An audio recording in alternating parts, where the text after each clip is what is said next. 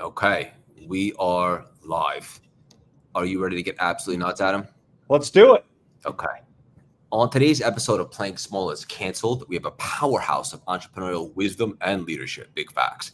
He's a serial entrepreneur who has worn many hats: senior executive, professional basketball player, and team co-owner, just to name a few. With over 25 years of experience across multiple industries, he's founded, grown, and sold successful companies while staying grounded in his core values of faith, family, and integrity. He's here to share his blueprint for avoiding shortcuts, building strong foundations, and tackling the toughest business and life challenges. Please welcome the gritty, dynamic, and inspiring, the handsome and abundant Adam House. How you doing, Adam? I'm doing awesome. Thank you. Man, when I hear that introduction, I'm like, if people really knew everything that happens in between all of that, then they would wonder if they really want to achieve things in life. I'm sure, and we're going to get into all of that. This is not the first time you and I connected. I saw you recently at a mutual friend's dinner, and I just love what you stand for, brother. And I'm so pumped to introduce you to our community and some of our audience that might not have been familiar. Before we dive in, I have a little icebreaker for you. Are you ready for me? Sure, let's do it. So as we were chatting before we hopped on, you know that I'm getting married next week. You've been married for over 2 decades. What's your secret? Wow. It's more important to find out what her secret is, because being married to an entrepreneur for this long, right, is how it's a miracle. So you learn a lot along the way, and I think as an entrepreneur, and I think we're going to talk about the struggle zone today. It's really self-awareness, right? Like, what are you signing up for when you start out a business? Because 9 out of 10 are going to fail, and you're going to spend 80% or more in the struggle zone. So there isn't a right answer, and that you shouldn't start a business, but just that awareness of what you're signing up for, and communication, I've learned over time is very important. Just in your relationships, family, and of course in your business. I love that, brother. And I love the consciousness that you started with, like going into it, knowing that this is going to be tough. Anything really worthwhile is, whether that's a business or relationship, there'll be ups and downs, but you can cultivate tools to kind of overcome that: grit, resilience, and so forth. But anything really worthwhile in life requires a little bit of toughness, right? It does. And a lot of entrepreneurs talk about the struggle zone and embracing the struggle zone. Well, one thing I've learned is just because you are struggling does not mean you're on the right path. So if you're just grinding every day, and I see people posting on social media all the time, oh, I'm grinding. Well, if you're grinding in the wrong direction, you're just going to end up like a pile of dust. So having the right strategy, which is where, having mentors, community, and peers that can help you see, are you on the right path? Yeah, it's a necessity, I would say, to surround yourself with a board of directors, spiritual, business, anything, financial, people that can maybe help guide you or help you avoid the inevitable mistakes. I know our mutual friend Dave loves to say, so that they can help you prevent those dummy taxes that other people have paid and so forth. You talk about the struggle zone, and it's very important to you. For someone listening right now, we're going to repurpose this everywhere. How can you identify if you're in the midst of the struggle zone? It's obvious. It'll hit you right between the eyes. And, it's said, though, it's often darkest before the dawn. But again, it gets back to that strategy. And so we've actually come up with a framework that we teach entrepreneurs, and it's called Entrepreneurship Made Simple. So notice that I didn't say entrepreneurship is easy, because it never is. But to make something simple, you have to put in the complex work in order to simplify it. And so SIMPLE is an acronym for strategy. Okay, am I going on the right path? Like you said, you're training for a marathon. Well, if you're running in the wrong direction, you may run 26 miles, but you're still going to lose the race, right? So you got to start with strategy. Am I going, what is my destination I want to get to? The I stands for innovation, right? So you got to test, fail, learn, grow, test, fail, learn, grow. The M, and it's conveniently placed in the middle of SIMPLE, is mindset. Because when you start a business, right, you have all these big dreams. I'm going to change the world. I'm going to disrupt the market. Well, those dreams are eventually going to meet reality, and that is the struggle zone. Okay. And so the things you're doing may not be working or it's not growing fast enough. So you got to have that strong mindset in the middle of building and scaling a business. The P stands for patterns. So you want to look back. Now you've got a good mindset. You've tested things, what's working, what's not. The L stands for leverage. And again, a lot of entrepreneurs, they try to leverage too soon and they're leveraging a lot of the wrong things. So after you've gone through that process, then it's time to leverage. And then the last, again, is appropriately placed, which is execution. So trying to execute too early, again, you're executing on the wrong thing. So once you go through that framework, then it comes down to leveraging and executing to grow your business. This is so good and so helpful. I love a good acronym. Just to ask you real quick. So when someone is leveraging potentially the wrong thing, what does that look like? So maybe someone listening today can prevent that. Yeah, so you're leveraging early on, right? You're on social media. Everyone's telling you how to 10x your business in 30 days, 60 days, 90 days, make 50 grand a month in coaching. You're building your personal brand. There isn't a shortcut. So leverage actually is a natural output of the compound effect of doing the small things every day consistently over time. And then, the business will leverage. Makes perfect sense. And then execution, you said not too early, but also there, at some point, a lot of people are consuming a ton of information, which is just potential. You actually have to apply it, right? Yeah, we're drowning in knowledge, but thirsting for wisdom. So if you're on social media, you're taking in, and I'm interested to see what the long-term effects of this, but we take in so much information during the day, but we don't really apply it, right? And that's where the wisdom comes in. It's actually doing less better than trying to do more not well. Yeah, I think so many people will listen to a podcast or they'll look at some content or they'll read a book and then it's just maybe on to the next thing.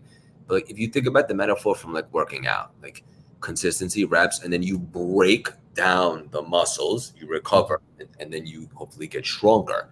Like a lot of the wisdom of the information that you're consuming needs to be broken down and then applied before just consuming something else.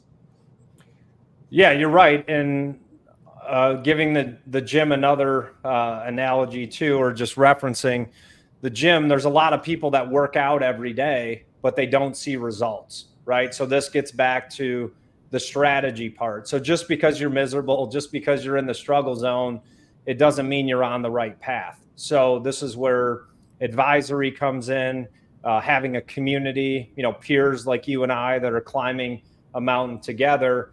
And you mentioned David Meltzer earlier. One of the things we talk about as well is the power of mentoring other people, right? And a lot of people don't feel that they're qualified to mentor others. But if you have a job at a gas station, you can teach someone that doesn't have a job how to get a job at a gas station. So everyone has a story and a way to impact others, but because of self-limiting beliefs, they don't take action on it. So that's really how you 10x your life is empowering others. 100%. And imposter syndrome, limiting beliefs, that's something that everybody deals with. But a lot of the most successful people that I've had the luxury of being around, including yourself, you have tools to overcome those beliefs or maybe reframe them or remove them.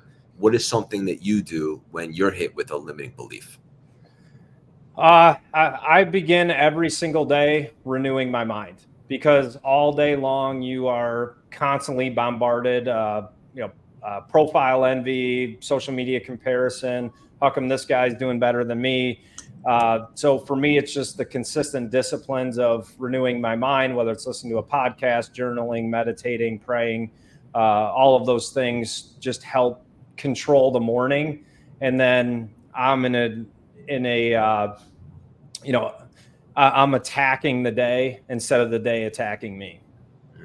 Being proactive instead of reactive. Yeah. Well, you're reacting all day, right? So you can control your morning, get up 30 minutes earlier. It doesn't need to be this. I see all these morning routines on social media now. It's like, dude, when do you work? You're like in the ice bath for half an hour. Then you're doing the sauna. Then you're journaling, the meditation. Yeah. I'm like, dude, do you have a job? So like none of these successful people that talk about it, Tony Robbins, Ed Mylett, they were broke. when they started. Tony Robbins was, getting evicted from his apartment. So now he has all these routines and disciplines, but you can do something small. The key is consistency, not quantity. So keeping the commitments to yourself, that's what builds that self-confidence. Yeah, that trust and then inner accountability. Love this, brother. House of Bricks. What is that? And how could people possibly get involved? Yeah, so the House of Bricks is a community that I started. So it actually started with a podcast. As you mentioned, I've had 3 exits. I took a company from a napkin to the NASDAQ, it's now publicly traded. So I never really wanted my name in lights, never wanted to do podcasting or community, but my wife has always been saying, like, hey, you should share your story and empower others. And so we started the House of Bricks a year ago as a podcast. I had people reaching out to me for advisory services and help with their business. And so then we started the House of Bricks community, and the bricks represent life's experiences. So you have a choice. You can either carry those bricks with you and they weigh you down, or you can lay them down and build a strong foundation. And we've also built a course for startups called Startup X. So I just got back from California. We were filming an episode for David's 2-minute drill. So we had 6 contestants that went through our Startup X program. And according to David, it was the best show that they've ever had in the 6 seasons, just the quality of the startups that we went through our program, and their pitches were dialed. So, created a path for startup founders through Startup X. And then we also offer advisory services for companies in the seed to Series A range that are looking to raise capital or exit. I love it. You wear so many different hats. What are you personally most excited about right now?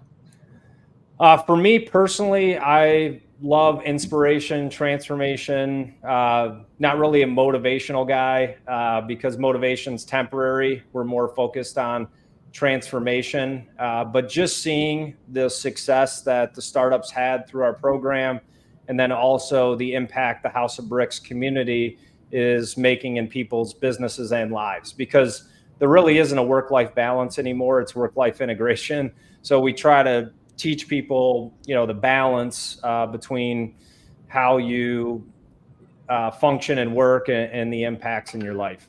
Work-life integration. I love that. I don't really know what balance is, if I'm being honest. Yeah. I encourage all of our listeners in our community to check them out, get involved, see what that looks like, see if you're aligned to it and so forth. Helping a lot of people. And he has a ton of amazing experience. I was checking out some of your content, which I highly suggest everybody do also immediately following this conversation. And I saw a quote that you posted that really grabbed me, and I wanted to ask you about it. You said, we don't see reality, we see our reality. And I thought that was so profound. Let's unpack that. Well, our minds play tricks on us. I don't know if you're old enough to remember, who was that? I think the Ghetto Boys, but my mind's playing tricks on me. Couldn't be more true than how we live every day. Our minds are programmed to protect us. So that's where a lot of our fear comes from. But on the verge of, when you see fear, there's a direct correlation between fear and opportunity. So whenever you're feeling that fear, you have to know that opportunity is around you, but we get that fear paralysis. And so we often just see our own reality. And that's where, again, advisors help. Why I work with David, because when you're in the business, it's really tough to work on the business. So you need someone to say, like, hey, you're on the right path, or you should be doing this differently. It's really tough to see our own weaknesses. Yeah, beautifully said. I love that. And also your point of view creates a reality, right? Depending upon the conscious that you're looking at your situation. Someone might see limitations, you might see opportunities. Yeah, they go hand in hand. And I shared this at the VIP dinner. And if you're looking at my content, I just wrote about it. But the most expensive place on earth, you know where it is? The most valuable place on earth? I don't know. It's the cemetery. And it's full of unfulfilled dreams, risks that were never taken, relationships that were never had. And so when you have that mindset, right, you don't want to live in regret. It's the most expensive bill you can ever get, is the bill for regret. And so we encourage people to take risks, build confidence, keep the commitments to themselves. And that's the mission behind the House of Bricks. I like the way you worded that. I agree with you. We just did a TED Talk recently, just dropped, and it said the greatest price of all is the price of regret. Yeah. There's a book, The 5 Regrets of the Dying. I believe the hospice nurse, Bronnie Ware, she said that the number one, based upon the people that she was with that were transitioning, was that they didn't have the courage to live life on their terms. And that was a regret for them. Yeah, we're all on defense all day, right? Unless you're specific about the actions you want to take. Social media is hitting you, emails are hitting you, text messages are hitting you. It's just defense. And so you have to have the boundaries and the disciplines to actually turn that pressure into an offensive move.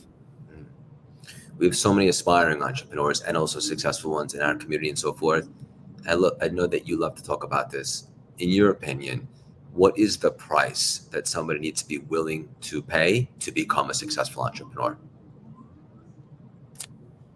You have to be willing to pay it all. That's really what it takes. I mean, you are signing up for a profession that has a 9 out of 10 failure rate. And no one talks about this, but 70% of entrepreneurs struggle with depression, but they're too blind to even admit it. It's just like, oh, I'm in the struggle zone. But you're being told no every day. You're being challenged. You're trying to disrupt a way that people are doing things. You either offer a different service in a better way, lower price, more value. You're trying to change a market. That's what entrepreneurship is. And to bring disruption is tough. And it's why we need community. Communities have been around since the beginning of time, and they'll always be here. People want to connect. And now we're fortunate enough to do it over Zoom. It's not the same as getting in person, but people will always want community. Yeah. There's nothing quite like the in-person energy, right? Hits differently. Absolutely. Yeah. I wanted to ask you, from having such a successful career in basketball and so forth, I believe everything is connected. What is maybe a really, really powerful lesson that you took from that and then transferred that into the business world? Well, I'm going to answer that in two ways. Number one, and most people don't know this when they look at my profile and bio. So I actually didn't play professional basketball until I was 32 years old. And so I played a year in college, dropped out, started my first business. And then after I sold my mobile tech company, it was my second exit. I was 32. My wife was like, if you don't do something you love, you've been a CEO since you were 19, you're going to be miserable the rest of your life. And so I was like, all right, I've got, just had this big exit, good basketball player. Why don't I try to make a minor league team somewhere? So I actually trained for 6 months, got invited to a combine in Dayton, Ohio, and then got invited to the main camp for the Rochester, New York Razor Sharks, and ended up making the team. So the message there is people always look for their why, and I always look for my why not. Why not start a company? Why not play professional basketball? Why not start a community? Because it's a much shorter path. So love Simon Sinek, but he's kind of ruined a generation that's living in their basement playing Xbox because they're all looking for their why, right? Start with your why not. It's a shorter path. But to answer your question on the parallel, I love hiring athletes because they understand discipline, they understand teamwork, and that's what it takes to be an entrepreneur. You got to cast vision, you got to build a team, you got to hold yourself accountable, you got to be disciplined, and you got to be okay with failure.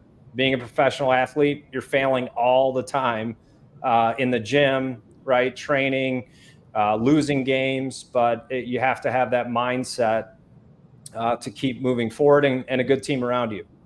Beautifully said, brother. So we dropped the mic, but I have one final nugget for you. How important is spirituality or faith to you personally? Faith's been very important to me, and it should be important to everyone. I tell people all the time, like, unbelief is still a belief system, right? So you have to have faith in something higher than yourself. I'm a Christian, believe in God, but whatever faith you have, we're not here on accident. So if you think we're here on accident, then I got a bridge here in Brooklyn I want to sell you. I can see out your window there. But unbelief is a belief system. So if you think you don't believe, then that is what you're believing in, and unbelief. So faith has, been a cornerstone for me, and helped me through a lot of the challenges and struggle as an entrepreneur. I never heard that before. That was really powerful. A non-believer is still a believer. Yeah, you believe in non-belief, right? Like unbelief. There you go. Like it's impossible. Why would you choose that over something, a little bit more hopeful? Right. Yeah. Yeah. Beautifully said. This was amazing. As we begin to land the plane, maybe a little rapid fire, 1 or 2 word answers, have a little fun, and we're gone. You ready for me? Let's do it. Favorite movie? Dumb and Dumber. I love it.